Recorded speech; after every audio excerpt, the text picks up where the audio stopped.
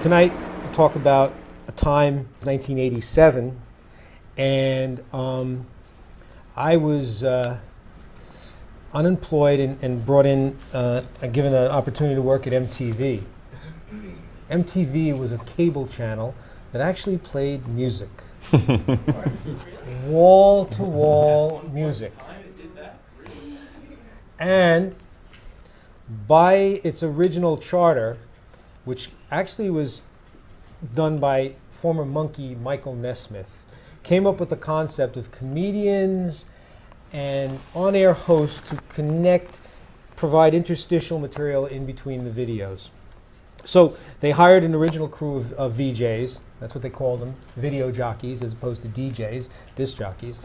And by 1987, most of the original air personalities, as they were called back then, were on their way out or had moved on. Some wanted to try their hand at other careers. Some of them wanted to move to Hollywood, try their hand in movies, whatever.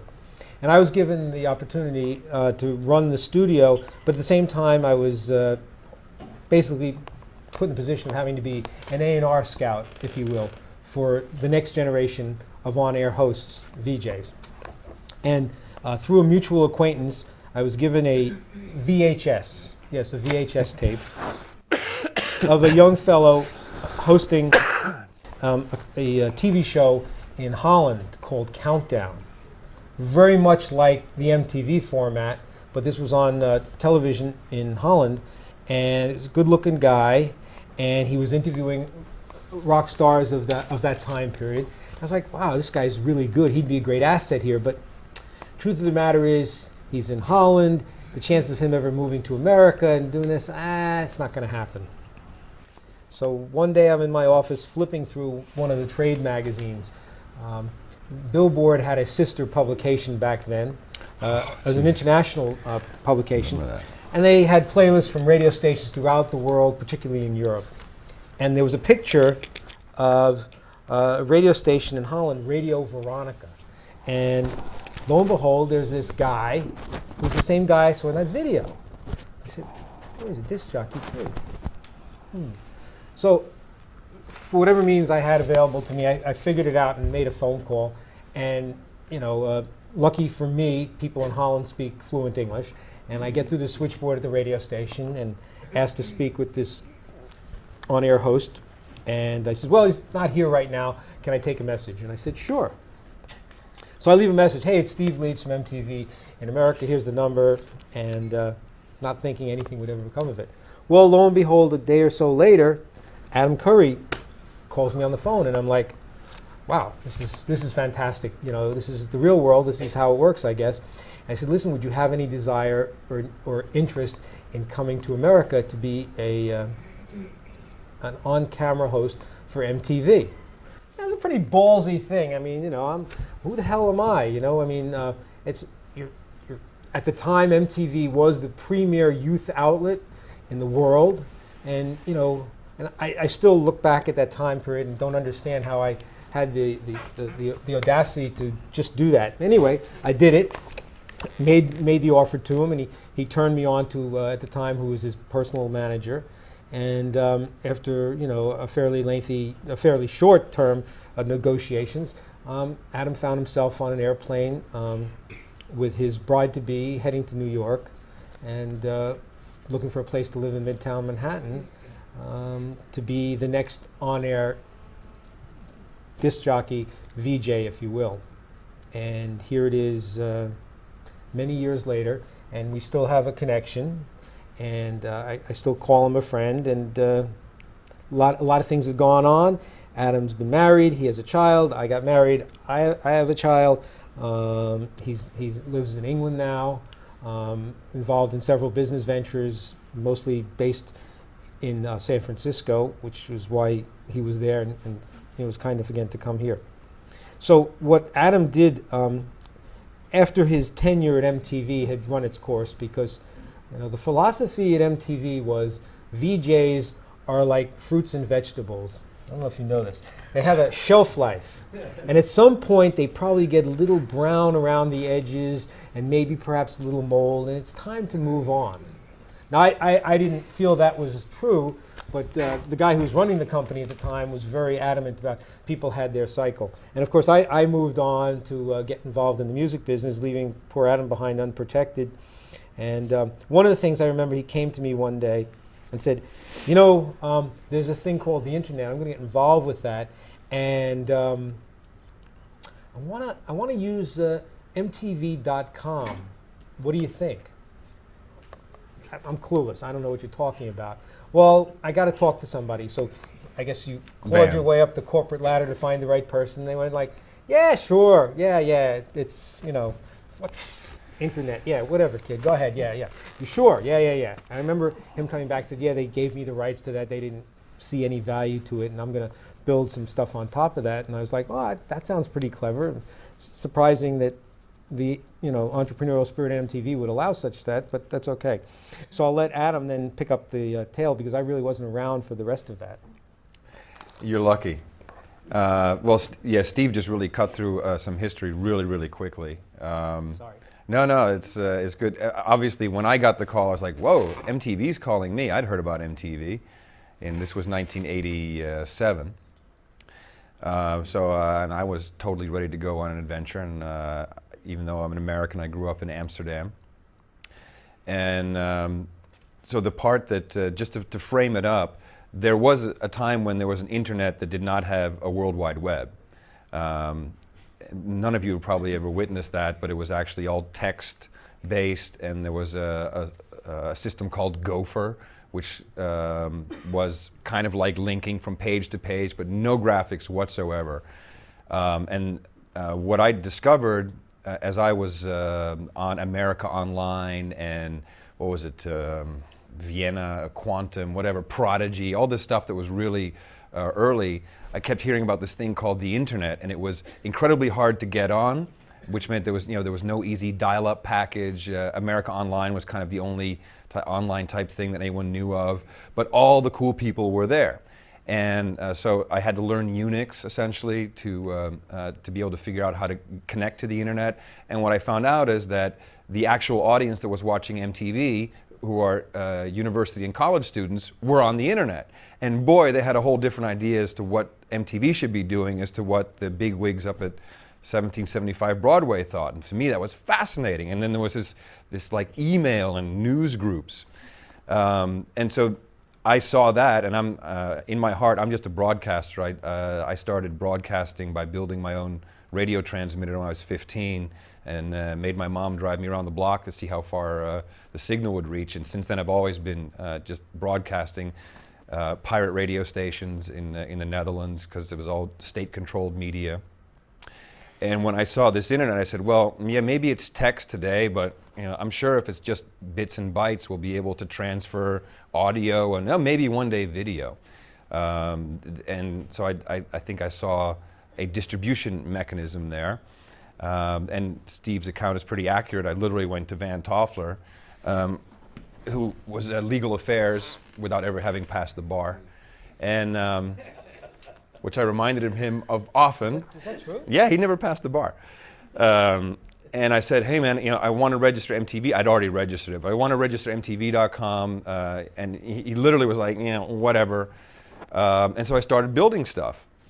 And it became very popular very quickly. Again, there was no web browser until I got an email, and some of you may recognize this name, from a guy who was at school in Champaign-Urbana, Illinois.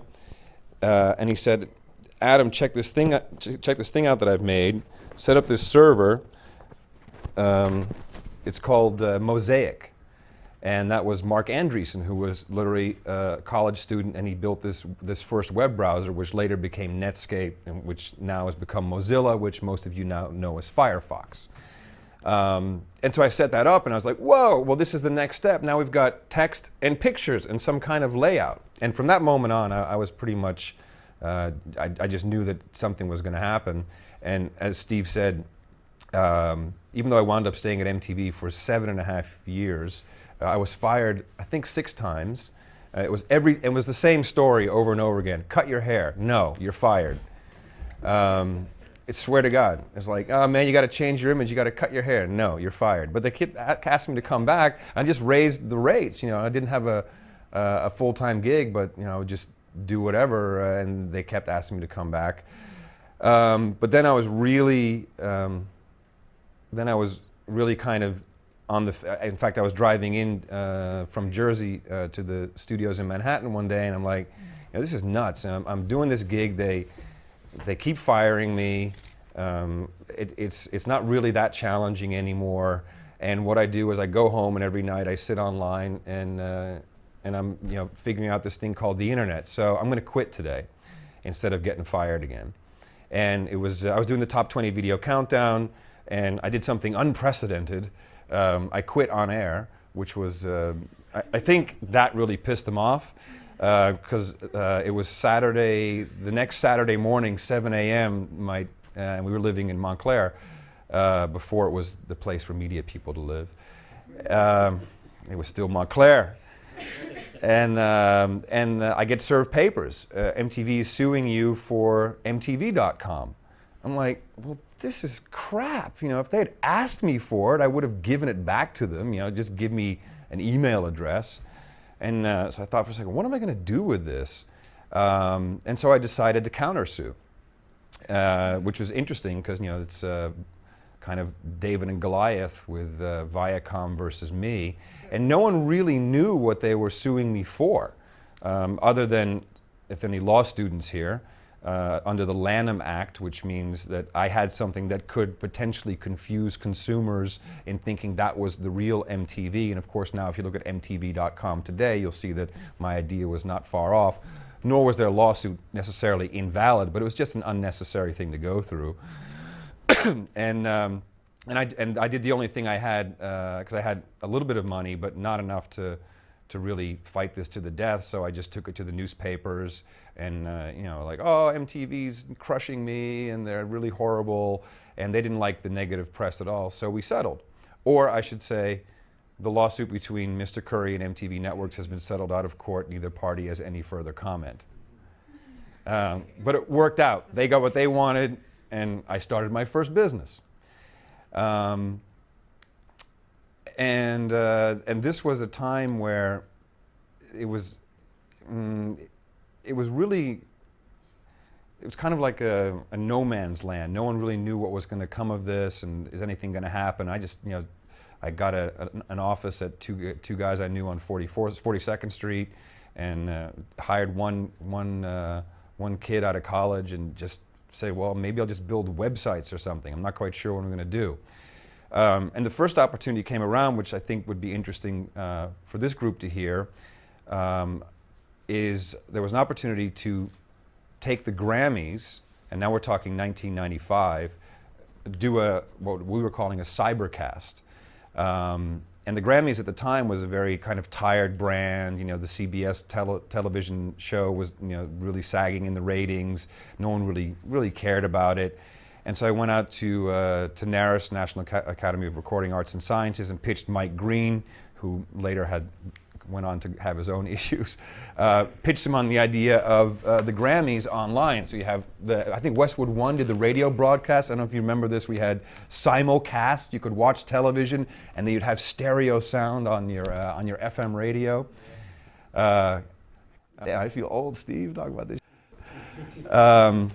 I said, well, listen, we'd like the rights to put the Grammys, mainly the backstage stuff, on the internet, and we think we could sell that to advertisers. And Mike Green said, yeah, this is good. Just tell me two things: what's a cybercast and what's the internet? Okay. So literally secured the rights to put whatever was going on backstage online, on the net. The only caveat was I couldn't pitch their existing television advertisers, which was kind of, oops, that made it a little more difficult because I was kind of counting on being able to piggyback on that. And we actually financed most of it on credit cards because it was, still had to have 7 or 8 people to set it up. At the time there were, we had a form of video, some of you may have seen it around, called See You, See Me, which was literally black and white, poster-sized frame, 1 frame, black and white video per second.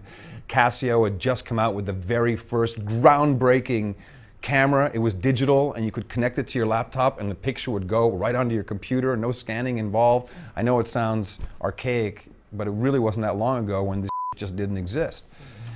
And wound up actually selling $2 million worth of advertising, and that really kicked off my business.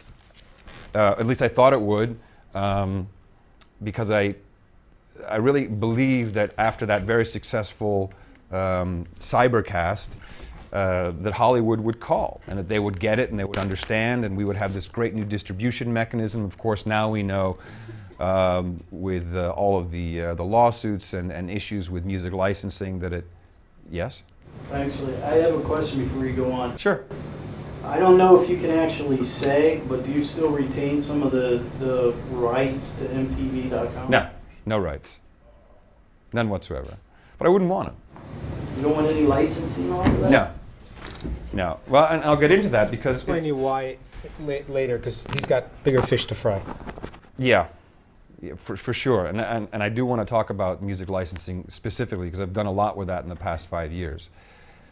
So no one called. It was like crickets. There was nothing going on. And then, thank God, his name is Bob McCauley from Anheuser-Busch, called me up and said, you know, I saw what you did on that cybercast with the Grammys.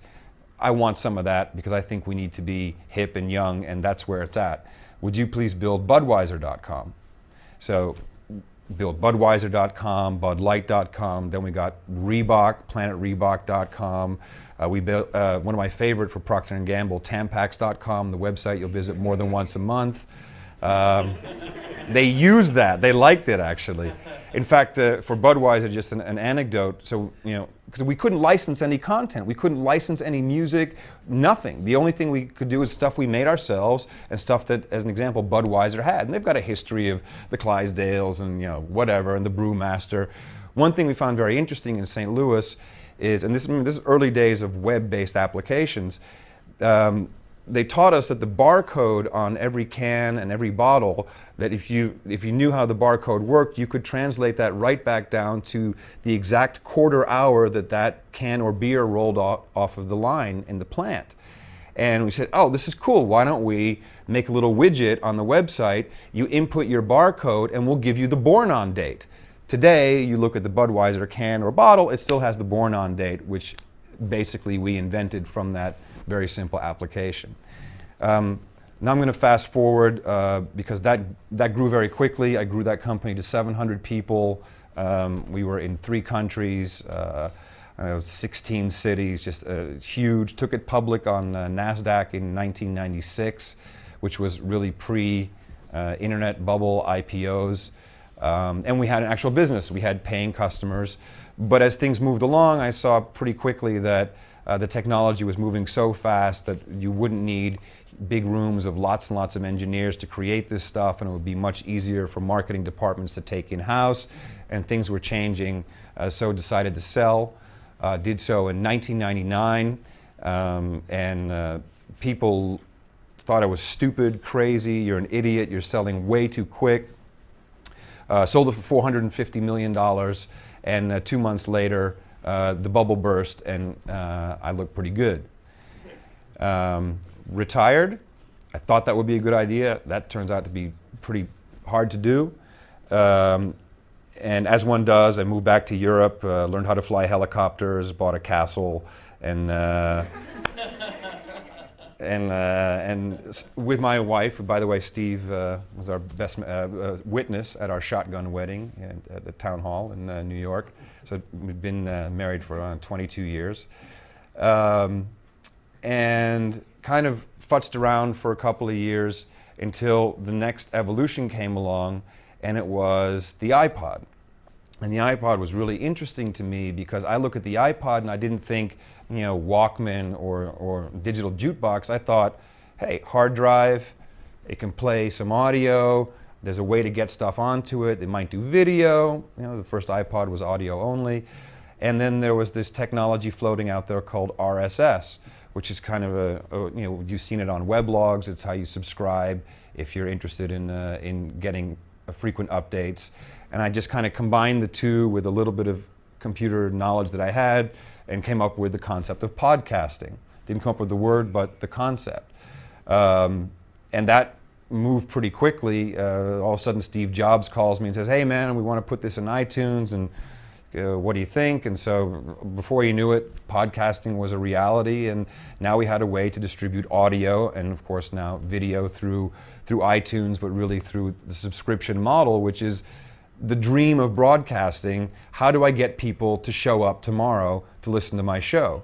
Now typically it's done by reminding and promoting and hammering in repetition. Make sure you tune in, don't miss it. It's must-see TV, whatever it is.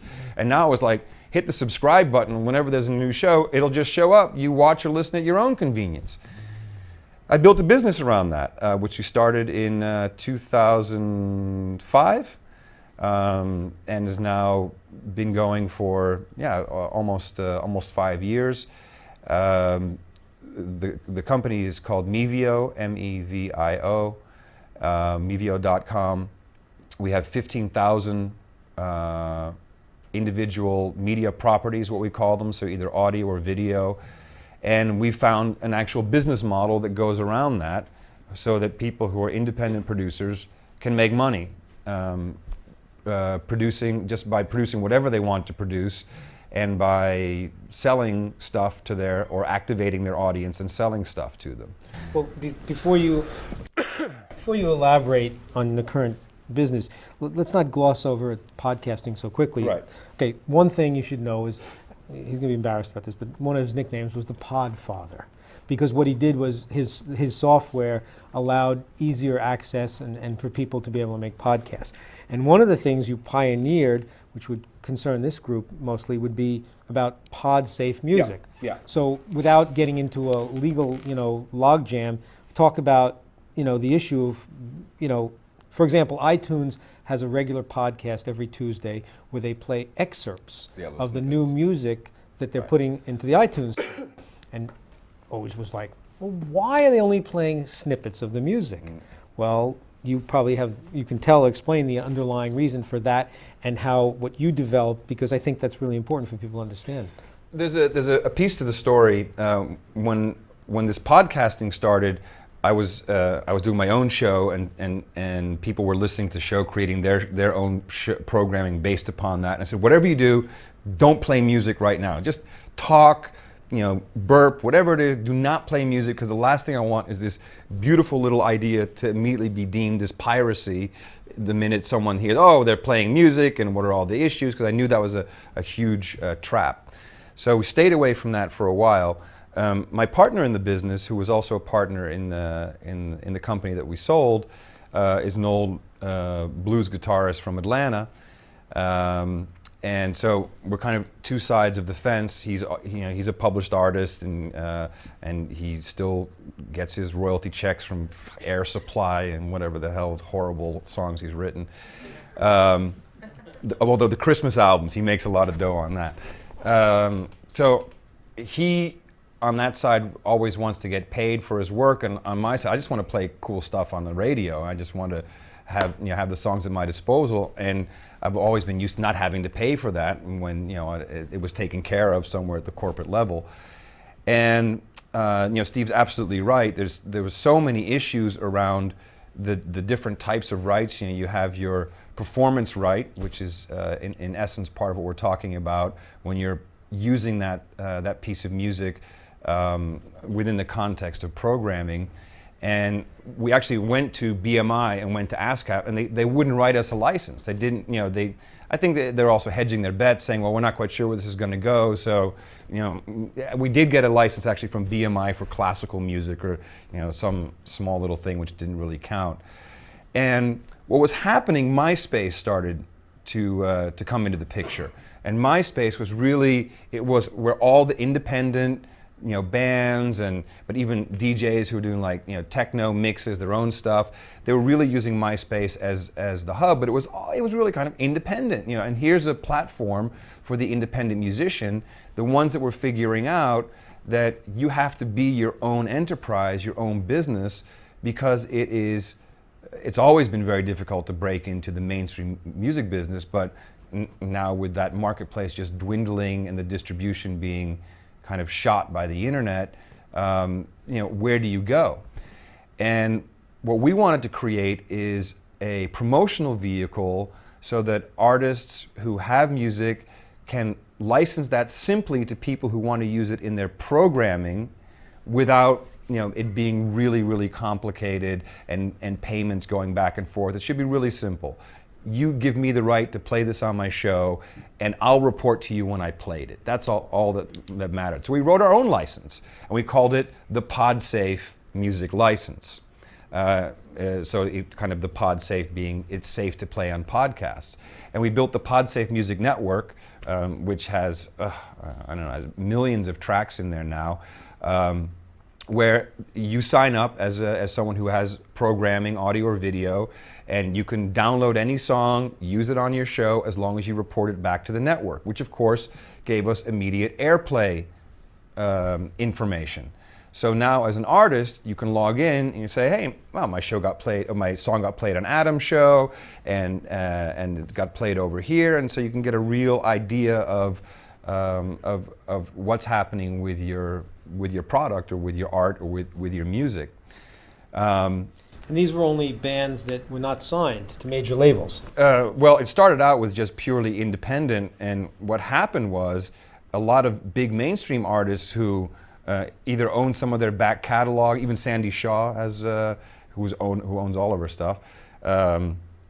They started putting their stuff up. So maybe they didn't own the original Hitmaster, but maybe they own the live version. Alice Cooper has a whole bunch of live tracks that he owned the rights to, and he started putting that up. And now Heart is on there, and it's just tons and tons of quote mainstream bands who have either retained some rights or taken them back, and they put them up there. And what happens is now with the advent of iTunes and eMusic and all these online points of sale, through promotion in podcasting, you can sell 10, 20, up to 50,000 units, but you're keeping a proportionally much larger piece of the pie.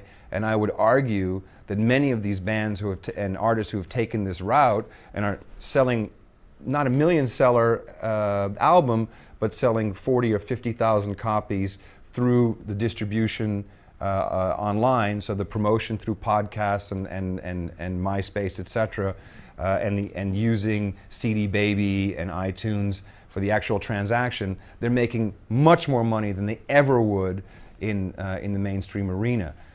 The funny thing about all of this is that Apple sued us for using the name Podsafe Music, and we actually have to change that. So, because of the word pod, apparently they own that now. But it's really, I think it's the direction where the music business is headed. I personally believe that the industry, as we know it today, is pretty much dead.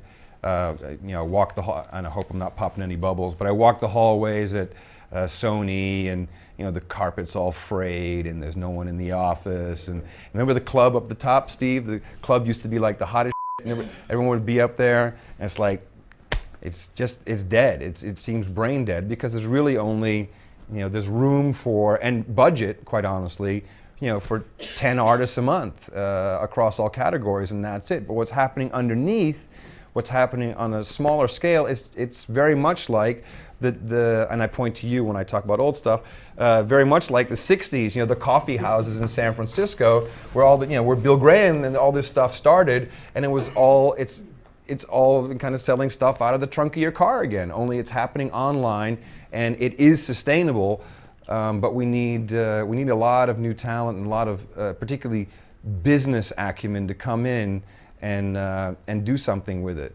Because the music business, to me today, the real viable music business is the guys on Fifth Avenue who are trying to sell me their CD right out of their bag. That's what it's come to, and where we have to rebuild, because the internet has pretty much decimated the business itself of making money outside of a few who will be always you'll have the super celebrity.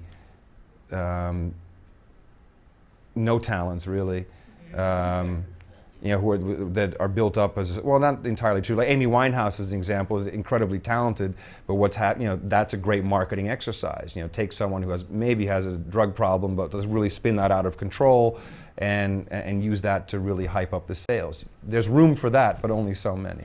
But so, not to divert from the music aspect of podcasting, but you also, in my mind, you built a network. Yeah. You had your own series of stars. Television has its Seinfeld, but you had a collection of interesting, to say the least, folks who hosted daily and weekly shows on this pod network, which was like, if you got immersed into this culture, there were media heroes and real characters that arguably you could say had the same attraction as some of the national celebrities on TV, but the platform was a little different and smaller. For example, Madge Weinstein, the tranny from Chicago. Well, the nasty tranny. The nasty tranny from Chicago. That's Madge Weinstein, angry, bloated lesbian.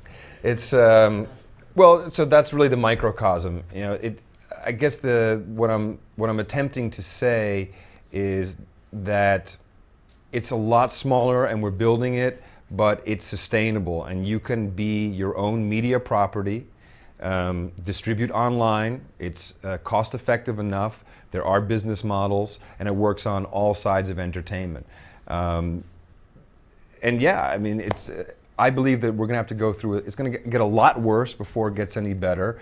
And what you're seeing today with the music business, the same thing that's happening in newspapers, same thing that's happening to the movie business. Anything that involves distribution that used to be licensed by the government or hard to get, which is exactly what broadcasting has always been about. There's only so many channels.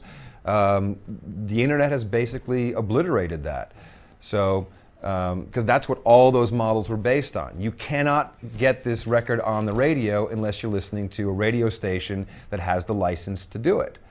Now everyone can have a radio station, and lots of people are doing it.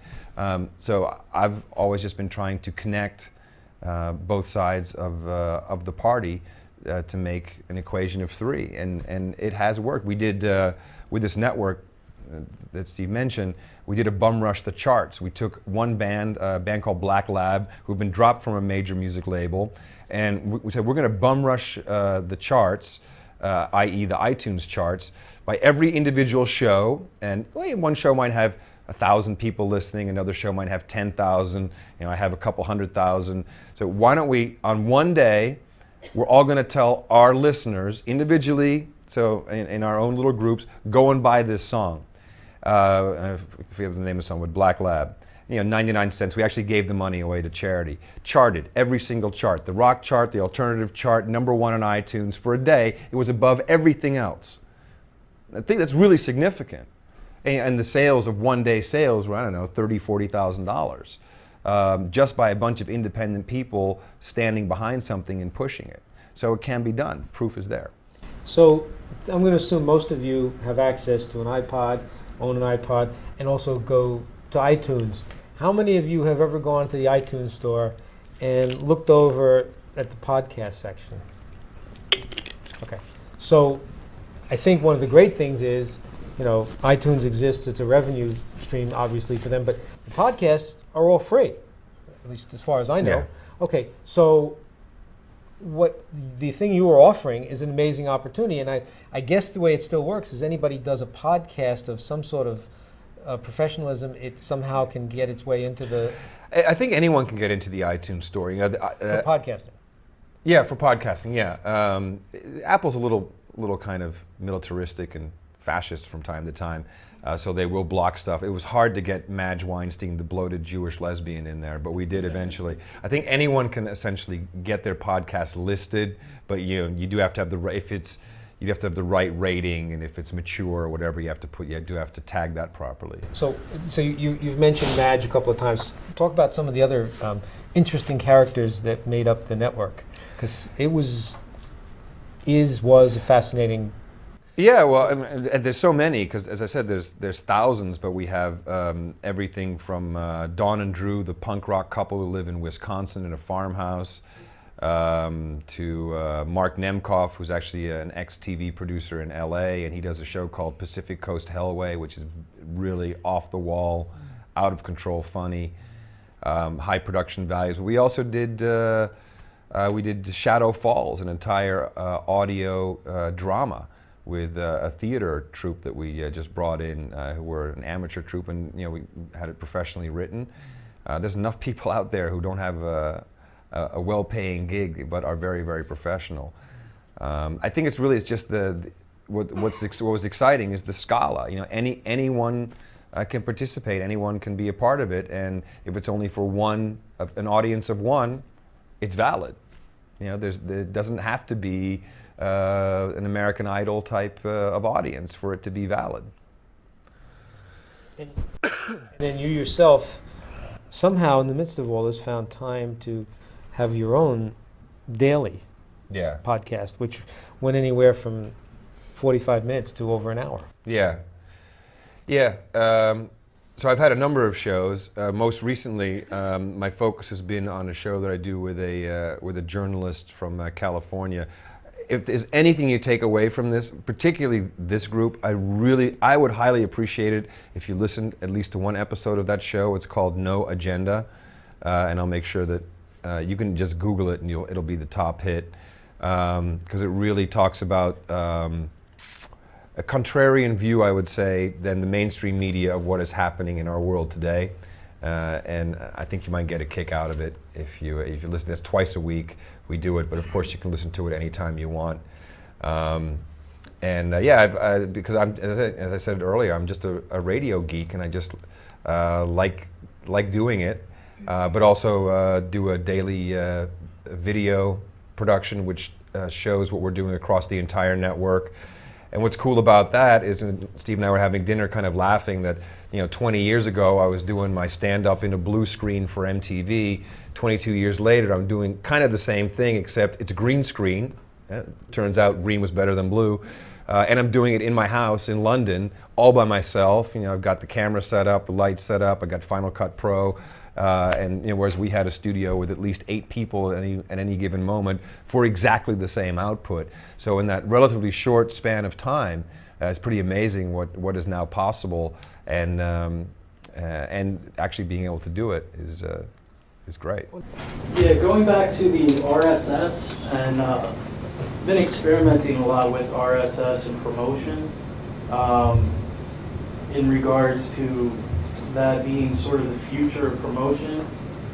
How do you feel on that as far as like integrating that with possibly open source networks, archival systems, but mainly RSS with SEO?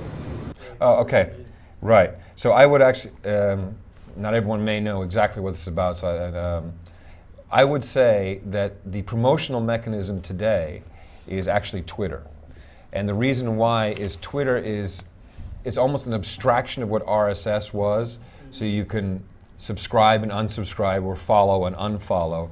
The great thing about Twitter is it gets immediately archived by Google. And that's where you get your SEO, search engine optimization, which means if you, we could probably even do that. If you were looking for budget rent-a-car or maybe pet meds, and you Google that, one of our shows will probably be the top results in searches, because those are our clients. We sell those products to our audience, and by using search engine optimization, it pops to the top of the stack in Google, which is where you want to be when someone's looking for something. Then you're one of the top links. So I think RSS was the right idea, but it never, it always was kind of an under the hood thing. Yeah, I think you brought up Twitter, and but I think to go a step further, I find Twitter to be a little annoying, and some of these other social network sites are a little expired, Facebook and MySpace. And I'm thinking of what can be the next way of using RSS and some of these internet direct technologies, instantaneous. Like you said, Twitter, it's like you can go on there and it's like, oh, so-and-so's taking a shit, great, so and so is eating a burger.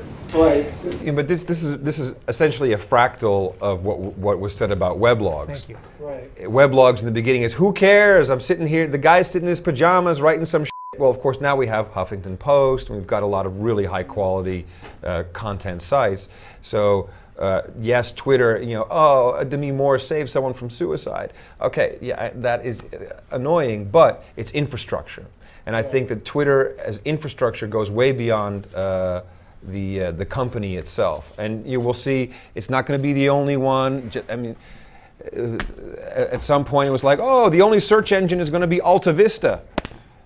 Okay, so we know that didn't turn out to be true. There can only be one GeoCities. Well, of course, that's not true. We've got Yahoo and a whole bunch of different things. So it's not going to be just one Twitter. Right, there will be. I'm thinking of like how I agree with you that Twitter is that idea, that framework, but I'm trying to run it over in my head because I've seen a lot more success with just using pure RSS as a worldwide venue than even blogging or podcasting. Well, attracting. So I think at the end of the day, all of our online, our celebrities, our hosts, and we are there you go, home of personality-driven entertainment. You cannot just be a face on video. You cannot just be a blog. You have to be all things. So you got to have your RSS feed populated and running. You got to do at least 10 blog posts a day. You've got to be on Twitter, and your Twitter should reflect a new episode of a show. I mean, that's really what we've discovered is the only way to grow that audience is by having an ongoing dialogue through all mechanisms. So not just RSS. I would say just about everything. All right, like right now I'm interning at Universal Motown, and like I see that like you have like you have like an awesome like entrepreneurial spirit. Like you're not trying to work a 9 to 5. You know what I'm saying? Like you really do your own thing. So like I'm in there, like they're always asking me questions. Like I'm working in PR, but I get to see everything. Like would you like in like at Universal, would you try and use that infrastructure and change it, you know what I'm saying, and like try and, I don't know, maybe like be the next. That's a good question. Or would you venture out and do your own thing and like learn exactly what not to do? So you said you're interning there, is that what you said? Well, congratulations first of all, because that's a sweet internship to have. Yeah, but just like you said, it's like walking. You see the hallways, right? It's like a cemetery. I know. I was up there like 3 months ago. Like I'm like, yo, I'm not trying to save you. Like, No. So the decision I made personally was, screw it. I'm going to go do this myself, and I'll go figure it out. So my personal, but that's just who I am. I think I'm patently unhireable at the end of the day. As Steve found out, he went to bat for me many, many times when they didn't like what I did. All he had to do was cut his hair. Nah, it was a lot more than that, Steve. Can I just tell you some fun MTV stories for a second, just to give you an idea of why I actually hated it there, except for good old Steve. So it was so political. It was so nuts. So there's always deals. So my favorite deal was Michael Jackson had a deal that we would have the planetary premiere of, was that the Bad record? Can't remember what it was. There was going to be a whole Michael Jackson weekend, and he would do the Video Music Awards. Now this is a big deal. But in order to do that, we had to do this Michael Jackson weekend in a very specific way. And refer to him as the king of pop. Exactly. So on Thursdays, we'd tape, because it was never live, but rarely, we'd tape for the weekend. And so the whole crew was in, we're taping all day Thursday, and this is taping for Saturday and Sunday. This is a full day of work with 8 hosts, and we produced something. And then the next day, it's like, big problem, huge issue, everyone's got to come back into the studio. We've got to recut everything, because in the contract it said every single time we mentioned Michael Jackson, we had to say, Michael Jackson, the king of pop. So everything got wiped, and we had to do the whole weekend all over again, just for that. Which, we were laughing about that. That was cool. There were moments. And there were a couple of other ones. There was some lots of interesting stuff. But to get back to your question, so first of all, man, keep your eyes and ears open because there's a lot to learn there. That's for sure. That's a Not to do. yeah, but yes, but a great position to to see how it works, because in essence it's always the same thing, and whether you're selling candy bars or CDs or iTunes downloads, it's marketing. You got to market it. You got to have a product that someone wants to buy, and that's it. I mean, it's the simplest form of business that you can really think of. It gets kind of convoluted and made into this magical thing. But even before lots of laws came into effect, it was a pretty oiled system. Pay the DJ, pay the station manager, not money, of course. Promotional items and other things, and that gets the record played. And so, but that's business. That's just doing business. I think music industry is a 100% pure form of doing business, which has its good sides and bad sides. So just take that actual, the knowledge that you gain there, and I think it can be done independent of the overhead. Because look, you know what that building costs? I mean, it's outrageous, really, when you look at it. So, and you can do this in your living room or your basement, and lots of people do it. Lots of people are out there. They'll stand behind one band, or and you have your ups and downs. But at the end of the day, with all the technology and distribution, you don't need to spend all this extra money on just getting it into people's hands. You can keep a lot more for yourself. And if you're looking to sign artists, I mean, an artist will always you at the end of the day. I mean, that always happens, but that's part of the business. So I think I would recommend learn and please build a new microcosm of the music industry, because we need it. We really do need it. And it's not just finding the great artists who are really true to their art, but also really promoting them using all these different vehicles. Record labels pay. Maybe you're doing this. They hire people, or they have interns all day long posting on Facebook and posting on Twitter, and it's fake. And it works to a certain extent, but if the artist is really into it and there's a real business around it, I think the public will, I've seen it happen, they will grab onto it, they will go to gigs, they will buy merchandise. Sure, they might copy the song, but they'll go and buy the CD. I have an 18-year-old daughter, and she's lime wiring, and she's downloading everything all over the place, but she supports him because she goes out and she will buy the record.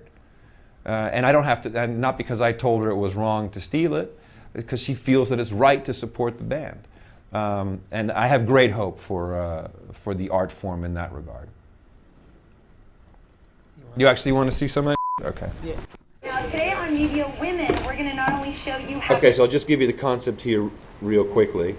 Mevio.com, as I said, is the home of personality-driven entertainment. And we have 4 networks: tech, women, men, and music. And so we have hosts for each channel. It's very analogous to what MTV was doing. I'll just show you the music channel because it's kind of my favorite, because this gives a real idea of the kind of stuff that I'm talking about when it comes to just pure independent, groovy stuff.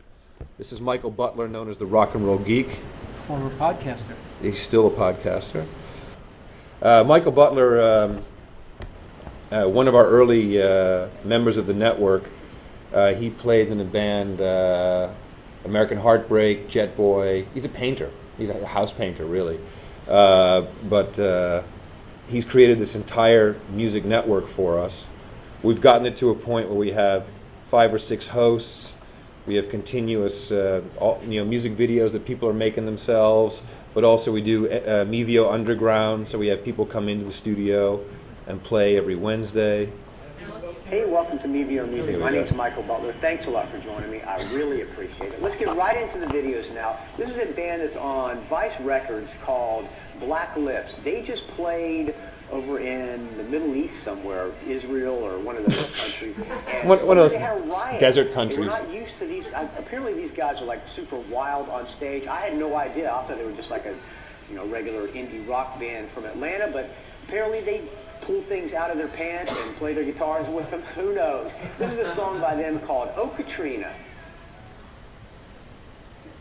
So now it'll be interesting to see how quick that switches to the next video. There you go. Yeah, buffer. We've built what I just talked about. We've got 2 cameras. We got a basement studio. People are making their own videos, and we just put it all together. We make sure that there's a way that someone can go and purchase the music, and it works. And then, these bands tell other bands, and then they knock on our door. Like, hey man, I hear you guys got something going. And before you know it, it starts to grow. We have an audience on this site alone, about 75 million views a month of at least something. And that comes from anywhere from 10 to 15 million unique audience members. That's not insignificant. If you think that MTV at any given moment in the day is probably doing about, well, they always have rating 0.4, so maybe 300,000 people are watching MTV at any given moment of the day. And of course they're not watching music anymore. But That's limited only to the United States. that too. This is global. Yeah. Well, everyone here, I'm sure, understands the global nature of it. So Adam, this is your latest, Yeah, it's been like four years, and this is the 4th iteration. So for those of us who might be a little more naive, so how is this a business? You have 4 very cool specific channels. Yeah. So who's paying the bills? Okay, well, first of all, I went out and raised $40 million from Kleiner Perkins because I figured it'd be better to build a company on someone else's money. So that was a good start right there. But now we're actually making money. So I'll be honest up front, it does take some time to create something like this. You'll see over on the right-hand side, that's really our entire business model, and it's linked depending on what's playing. Instead of traditional advertising, which television these days is all in your face every 10 minutes. In fact, the television show is 18 minutes of television show, and the rest of the half hour is filled up with commercials. We felt that was kind of ineffective, and if you look at the advertising industry, more and more advertisers are saying, it's an old mantra in advertising. I know at least half of my advertising money is working. I don't know which half it is. So in this case, we have a transactional offer. So East Bay, which of course sells Puma, Adidas, Nike, etc.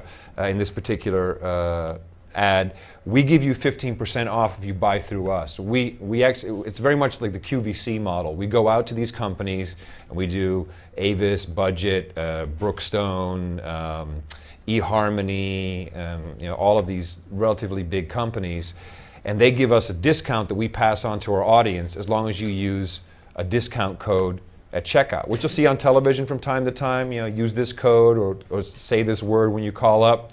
So if you're a producer and you're a member of our network, let's give an example. In East Bay, for every sale that you make, basically by telling your audience, hey, if you're going to buy some sneakers anyway, use my code, get 15% off at eastbay.com, then you could make anywhere from $10 to $100 for that one sale.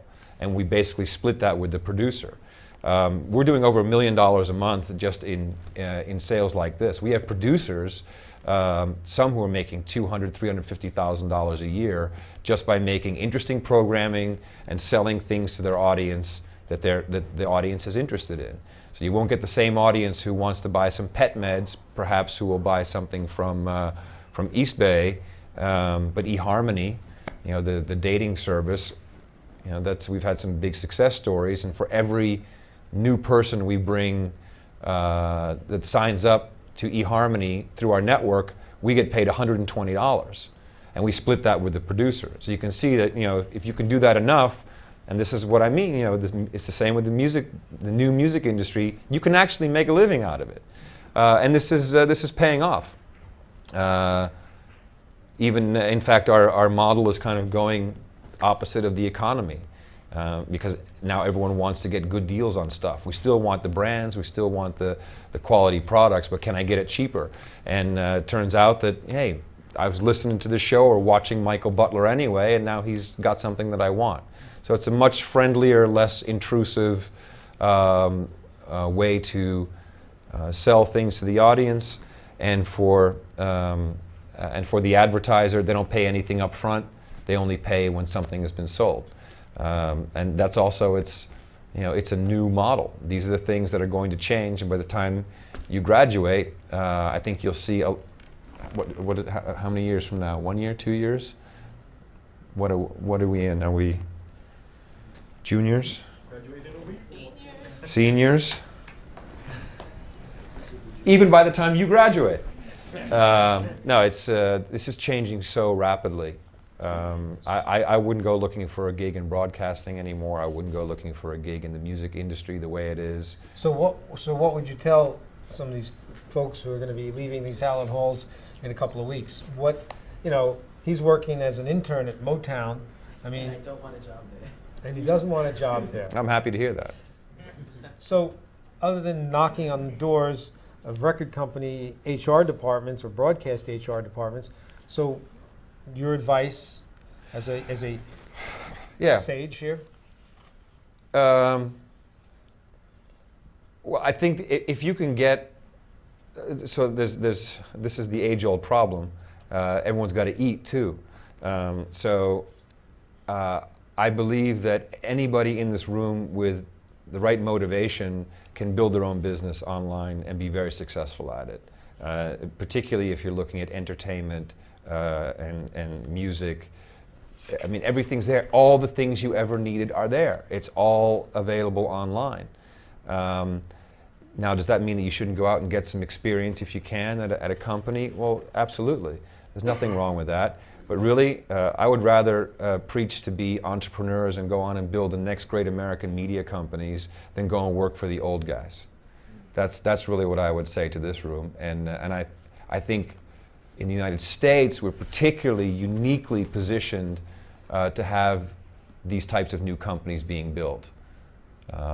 So that would be part my advice, but also part my dream, my wish, is that every single one of you goes out and gives it a crack. You can't lose. There's so little to lose. It's not like it costs a lot of money to set up a website. You got to work it. You got to work it. Like you said, 9 to 5. That doesn't cut it anymore, right? It's like you got to work 18 hours. You got to do it. This is what the hip hop community taught me the most, I would have to say, about the entrepreneurial spirit. Particularly in music, because what was the hip hop community? It's all making stuff that the creators believed in, and then luckily being able to get a distribution deal. That's the only part that was missing, is the distribution part. But the hip hop is pure entrepreneurial music, 100%. So it can be done. Now go and do it already. And if you're in San Francisco, I'll certainly give an internship. I'm cheap ass, I won't hire anybody. Well, so, I mean, you grew up in Washington, D.C., you're raised in Washington, D.C., went to college in Virginia. West Virginia. West Virginia. Ah. So, this crew here is mostly from northern New Jersey, I'm going to assume. I lived in New Jersey for 12 years, so I'm a field Jersey boy. But still, all in all, I mean, you've had, up to this point, an extraordinarily privileged life where you spent a substantial amount of your time in Europe, particularly in Holland, now in England. And that gives you a different perspective and overview than most people in this room. I mean, being able to talk on national television at a point in time where it was definitely the primary youth network, being able to do the same thing in a European country, and now being able to do it globally. It's definitely a different point of view than most people in this room are going to ever have access to. So, I mean, have that background stuff. People in this room aren't going to have that access. So you've mentioned the opportunities are there, but surely you must see the difference in between what you experienced and what people here have access to. And I'm just wondering how that has colored your perspective. Wow. Yeah. Steve, I don't know how to answer that. Right. Because I'm privileged, it's colored my. I don't come from privileged. No? Okay, so that's a point of view. Yeah. Okay, I mean, like, so basically you pulled yourself up from your bootstraps like anyone else in this room has the opportunity to do. Yeah, just don't be complacent, I think, is the bottom line. Don't accept it because it's what the man says it is and the way it's supposed to be done and the way it always is. If anything, that's what I've been about is, no, why do we have to do that? No, this is dumb. Can we please do this differently? Now, that gets you fired, but if you're doing it on your own dime or your own time, more importantly, it can work. I mean, I guess the question is, did the European perspective help you see things differently than you would have had you stayed in West Virginia or Washington, D.C.? Oh, yes. Okay, I got you. Yeah. The European perspective allowed me to stand back and see, in a way, how moronic we in America have become.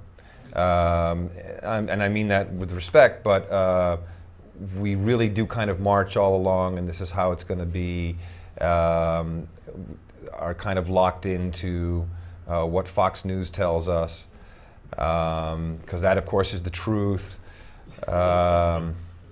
So, yeah, if anything, we don't drink too much of the Kool-Aid, I think, is what I've learned from looking on the outside, looking in. But at the end of the day, this is something I've definitely learned. I've tried businesses in quasi or full socialist countries like the Netherlands, very incompatible with who I am. The best place to get something done when it comes to a company or an idea or building it out is the United States of America.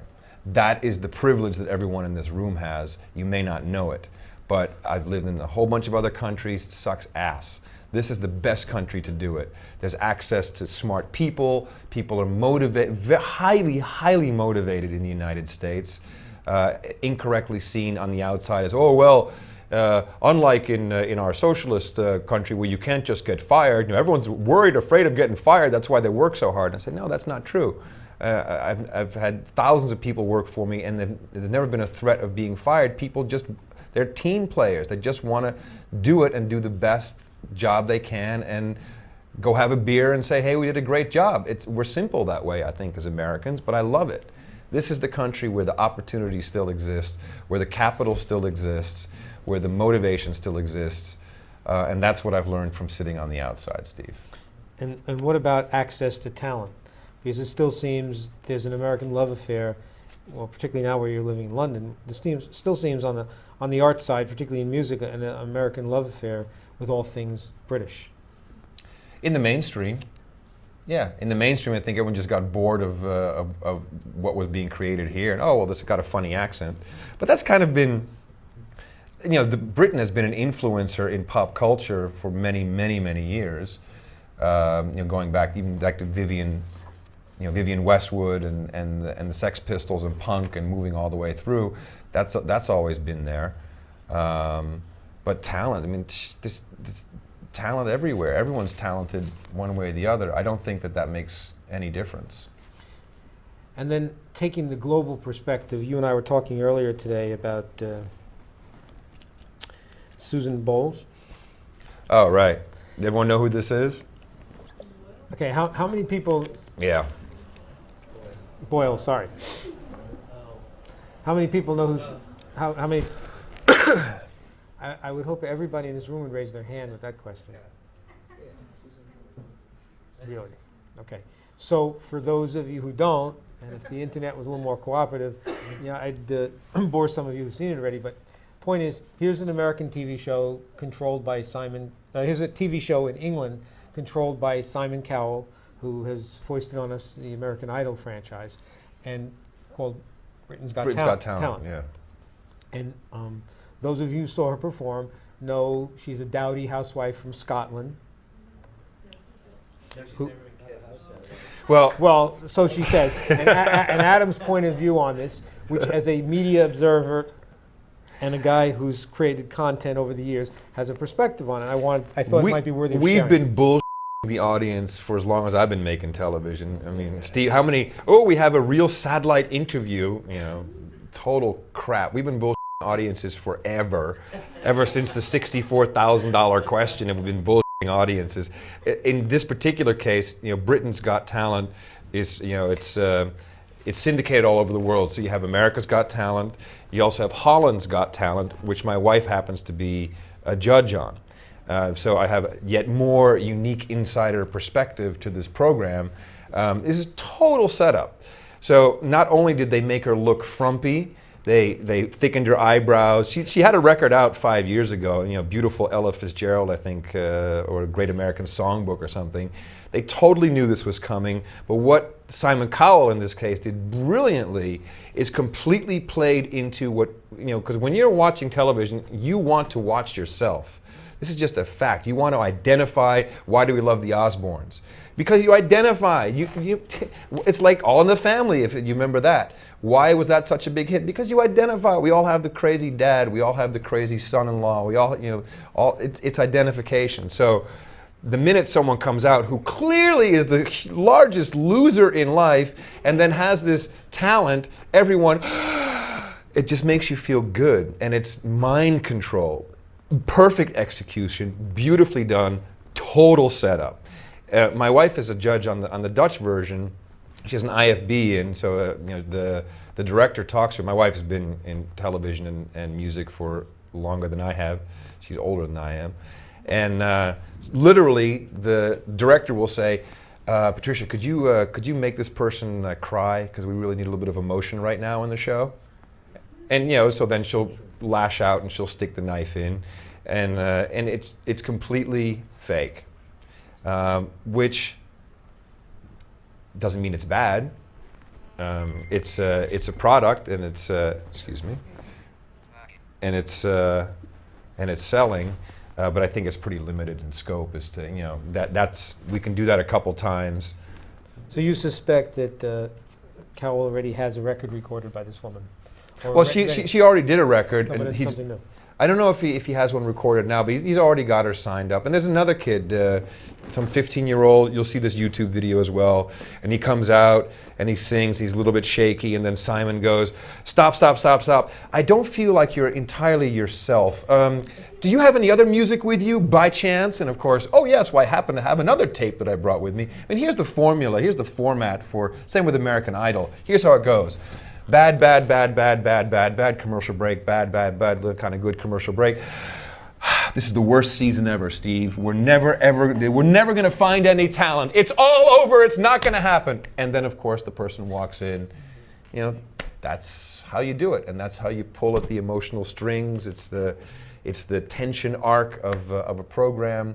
It's science. It's recording arts and sciences.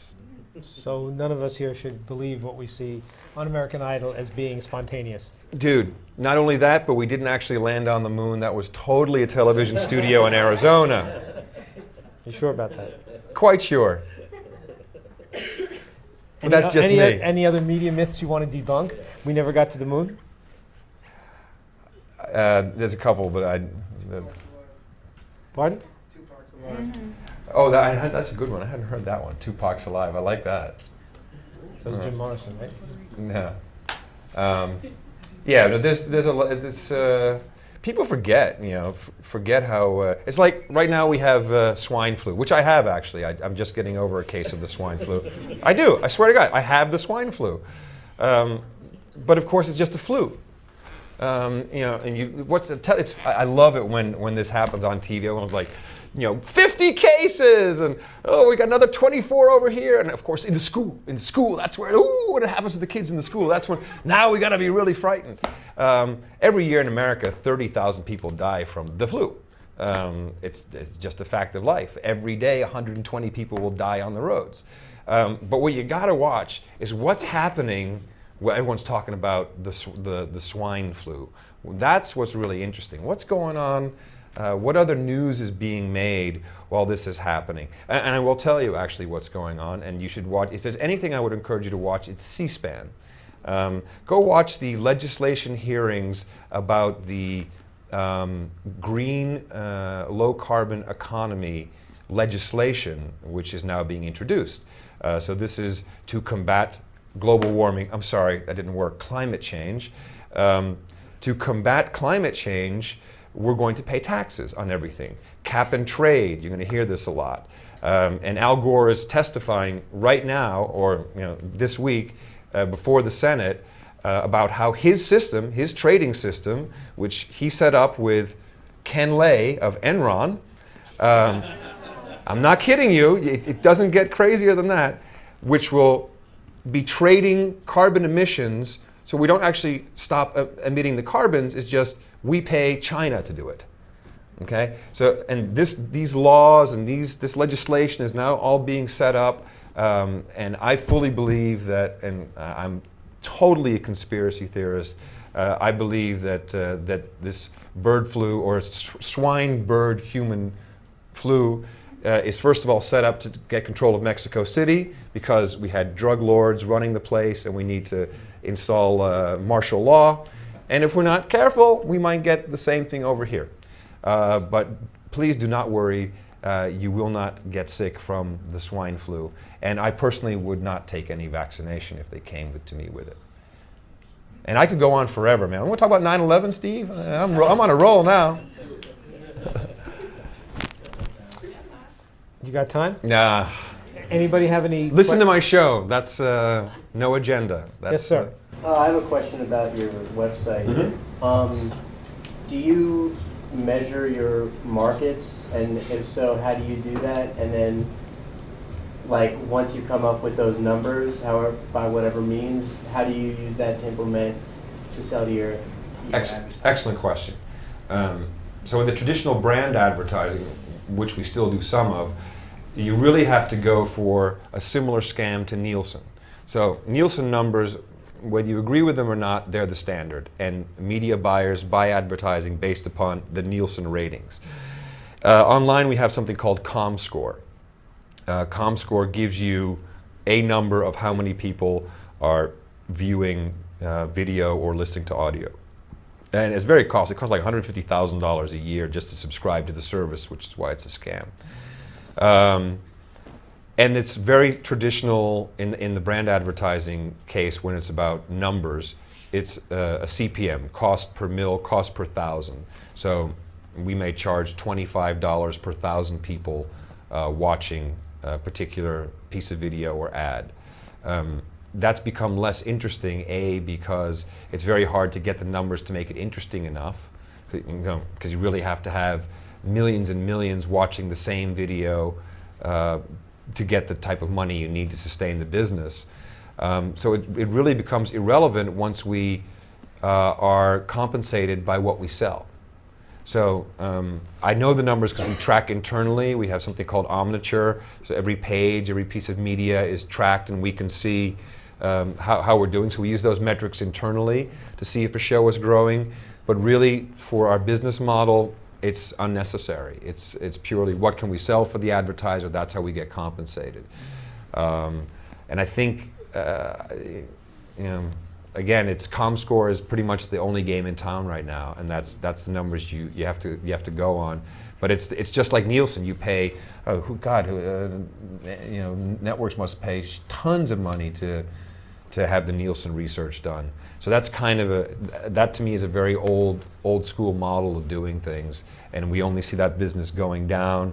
In fact, just this time last year, we said, man, if we can only have one automotive client sponsoring, then we'd really be hammering it home. But of course, there's no more automotive clients to be had anymore. They're all going out of business. So does that answer your question? Okay. Yes, sir. What are some of the potential pitfalls of selling something intangible like video or audio data and things that are on screens and float through the air? What is there to watch out for? I mean, it's hard to sell a product that you can't hold. Well, this is what's so beautiful. So we sell domain names. You know, we sell all this. You're right, intangible stuff. I don't know what the pitfalls are. That's really just a matter of perception, I guess. You know, what is the value of a television program? What is the real value of it? You know, can't touch it, can't do much with it, can't throw it back. The pitfall is just make shit that no one cares about, I guess. As long as it's entertaining. Did you figure out a unique way to approach advertisers to sell your video and audio? Yeah, well, so this is the model that we have. Is the uniqueness of it is we'll give you all the branding for free. We'll talk about your product, and you're going to pay us for every sale we make. It's not really new, but it is unique in it's not what Google does with click on an ad. It's not a click through. It's not an impression. It's someone bought your product. Now give me a piece of that sale. So, and you know what? It's one of the oldest models in the world. And now there's just enough scale that you can actually do it and be successful at it. What kind of demographic information are you collecting? Do you have a login or subscriber type? We have panels, so they're opt-in panels. We have about 30,000 people on a panel, and we'll sell that research from time to time to a client who says, okay, like McDonald's, we did one, and Visa, and they'll want to know. So our audience opts in, and they know they're participating in the study, which has its pros and cons. And we'll find out if there was retention of the deal, if they went to the store, and you know, general demographic info. I can tell you right now that we're 24 plus is pretty much the audience that we're going after, highly targeted towards women and technology, and mainly women because there's just not enough. We felt, and it turns out to be true, not enough quality programming for women. Quality, like when we're talking about fashion, you know, not just the flash, but like something really good, but also comedy for women and technology broad, you know, looking for really broad strokes. And so we've been successful in grabbing those demos.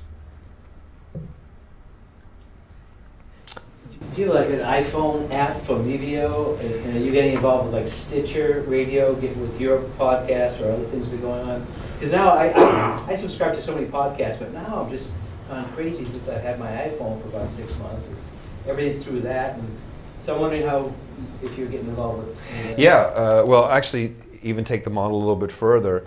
I just tell my audience, hey man, it would be great if I had an iPhone app for this show, and you could get like the Twitter feed, and you can get the podcast. It's just one app, and why don't you do that and you sell it? And so some guy built it, and he sold a couple thousand for 99 cents. You know, so that's kind of I think that's the world that we're in. I mean, I could probably sit for a month and come up with the iPhone app, but why don't I just ask my audience, hey, go build the iPhone app and then sell it? You know, free reign, no copyrights, no royalties, except for what you have to pay to Apple. Just go for it. So yeah, doing it in that manner, because we can't do everything.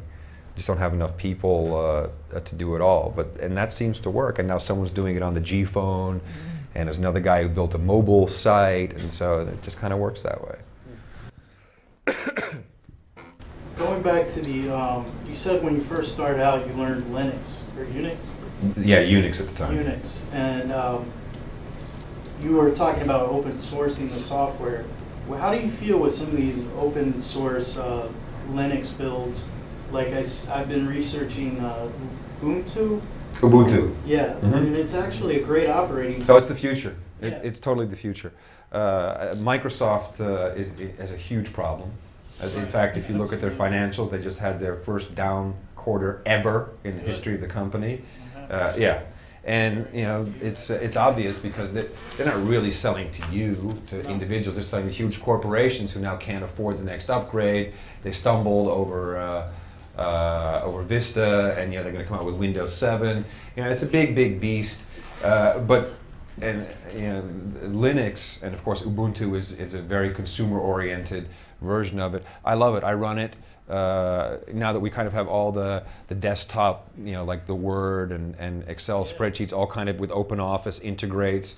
I think it's the future. I think every government should use open source programming for a number of reasons, if not only so that we can protect ourselves, because I don't trust Microsoft.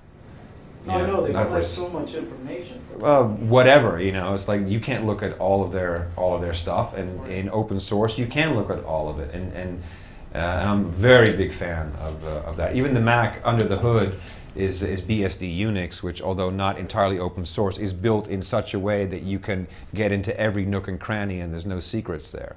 But it's, you know, it's an elitist Unix system, if you will, because it's really expensive and looks really pretty. The one thing I really enjoy about it is the open source software, how you can, it has that on-demand feature where you can go on and it will show you new apps that you can download for free. Now, what I'm thinking is how to integrate that. Now you have iTunes. This is a guy with the drive, and just wait, the idea is going to pop. You're going to hit an idea one of these days, and you're going to go and build it. That's what's going to happen. Yeah, but keep at it. But I'm just thinking, you know, because I'm a jazz musician, okay? And really, to survive, that's worldwide. I have records in Japan. It's hard to sell anything with jazz in the States. Mm-hmm. So I've had to go over there. Isn't that sad? It's One of the truest American art forms. it's really sad. Yeah. But, you know, I saw this browser, and then I see all of a sudden Dell pops up, and now they're launching the LTS, you know, the 8.4 LTS, and I'm going, and I'm also got into building computers myself, and I've actually experimented with this, so I'm kind of like seeing this, you know, starting to eat at Microsoft, and I'm liking it. Do me a favor, just because, send me an email, and I'll make sure you have it. It's adam@curry.com, pretty easy. And I'd be happy to carry on the dialogue, just because, you know, we're getting into stuff that I'm sure half the room is like, huh? It's like, geek out. Definitely, I'd love to continue the conversation with you. Get somebody in the back there. Back to the advertisement. Do you know, like, percentage-wise, how many people actually do follow through the purchase when they view a video? So what we call our conversion rate, 2.7%, which is extremely high in the world of direct marketing and click-through. 2.7% of people who touch our media and go through to buy actually purchase. And usually, you know, in like the world of Google, it's like 0.7. So 2.7% is about what we're doing, which means people are engaged with what they're doing. Do you have any idea why yours is higher than like other models that are presenting that? I'd hope because we're doing a better job. Better content. Yeah, well, the content would be activating the community with the right content. That's typically it. What do you think of the Pirate Bay decision? Everyone know what Pirate Bay is? You follow here all on it, of course. Well, personally,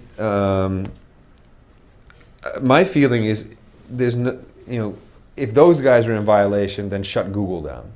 You know, it's if you're pointing to stuff, I just don't see how that's, you know, you can go to the library and Steve will remember this, you know, Abby Hoffman had Steal This Book. And it was like a cookbook to blow up the government, you know, and I remember reading that as a kid. I'm like, wow, I can't believe this is in the library, man, this is awesome. I just don't, I think it's a complete violation of a number of freedoms to tell someone you cannot point to something, which is all it is. But now you're into legislative issues that go so deep and are so different per country. Even, you know, we're here in the United States, we have the safe harbor ruling. So as long as you don't editorialize anything you're doing, then you are indeed considered to be, I'm paraphrasing and I'm not a lawyer, then you are considered to be like a library. And you can have anything in the library that you want because that's supposed to be sacred. The minute you start saying this can be in and this can't be in, then you're editorializing, then the safe harbor falls away. I personally believe it should all be safe harbor.